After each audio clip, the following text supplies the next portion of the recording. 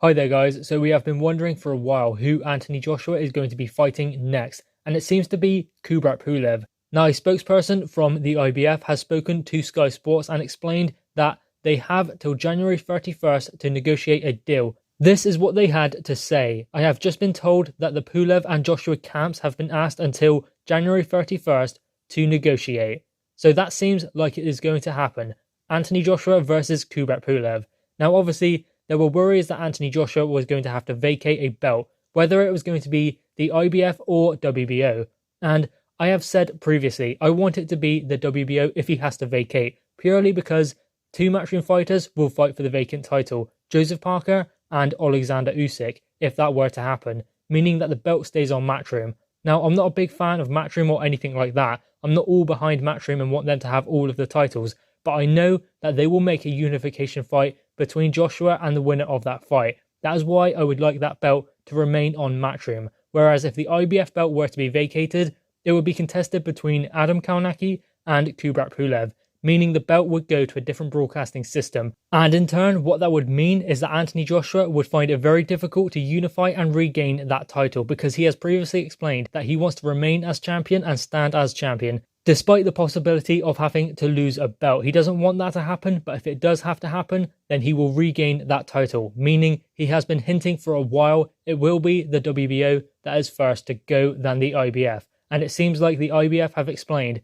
they are first in line, and they have until January 31 to negotiate a deal. Now, it is highly likely that the fight will take place at the end of April or early May. Anthony Joshua has explained that Wembley is not available for that date, so it won't be at Wembley, and it seems like it has been confirmed that it will be Kubrat Pulev, especially if the IBF spokesperson is anything to go from. So it's going to be Kubrat Pulev. I think we have known that for a while anyway, because when you consider politics, that is the obvious choice for Anthony Joshua.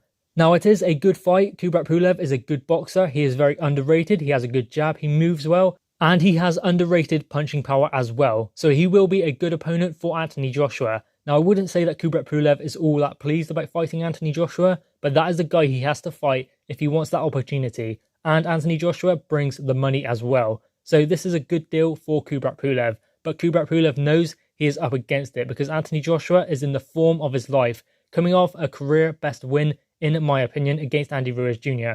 No, it wasn't a knockout. No, there wasn't explosive power shots and Andy Ruiz Jr. dropping to the floor, getting back up, Joshua going down. It was nothing like that. It was a boxing clinic. Anthony Joshua put in the best performance of his career, in my opinion, and outboxed Andy Ruiz Jr.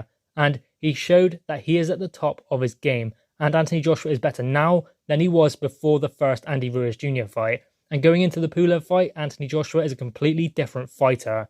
Now, the fight with Kubrat Pulev will play out completely different to the fight with Andy Ruiz Jr. It won't be so much of a boxing match. Anthony Joshua will look to hurt Kubrat Pulev because he knows he can.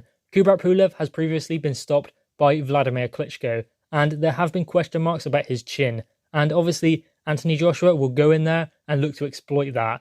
Now, Kubrat Pulev, as I said, is a very good boxer. He is very upright though, and he throws a good jab, which is good for Anthony Joshua because he can look to slip that jab and counter, slip and counter, move around to the side, change his angles, and then Kubrat Pulev, as I said, very upright, very stiff, will struggle to adjust his angles to Anthony Joshua because, let's be real, Anthony Joshua is better on his feet than Kubrat Pulev. So I think Joshua will slowly pick apart Kubrat Pulev and stop him in the mid-rounds.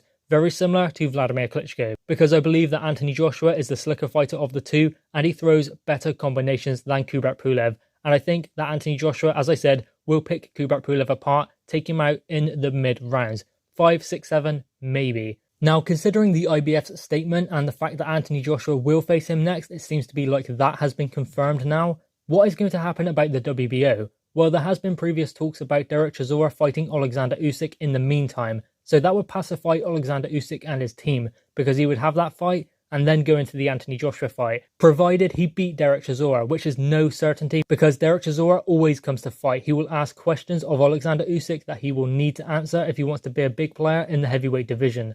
That fight was talked about for mid-March, but now it has been confirmed that that is off the table. Perhaps March 27 could be on the table for that fight, but we don't know. Perhaps the WBO belt will be vacated, but in the event of that happening, the belt will be contested between two matchroom fighters, which will make it easy for Anthony Joshua to get a unification fight with the winner and try and regain that belt. So ultimately, it's going to be the IBF next. I think we can confirm that.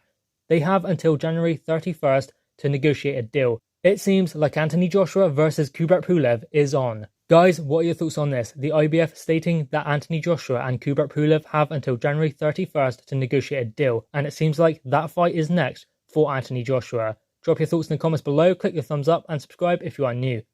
Thanks, guys.